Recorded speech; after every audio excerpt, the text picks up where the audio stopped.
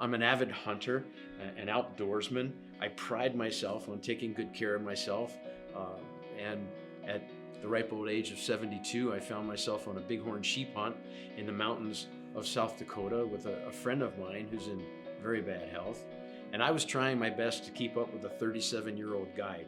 And at one point in the hunt, I had the hind quarter of a bighorn sheep over my right shoulder and the front quarter over my left shoulder, hiking over a mountain in 95-degree temperatures, no indication of anything wrong in my physiology.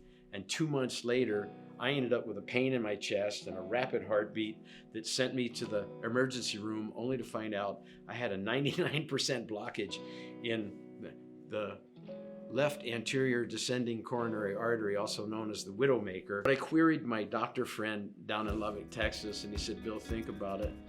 At 72 years of age, if you've got blockage in one artery, it's from an infection, and there's a 90% certainty it's in your mouth."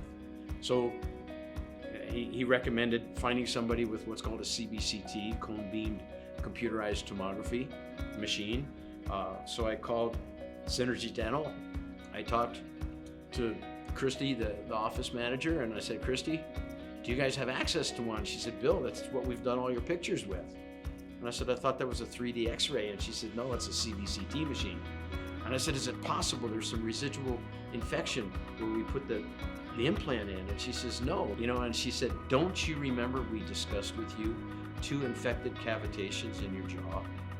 Well, the big push was to get a tooth in the place where there wasn't one, because you do so much chewing in that particular spot.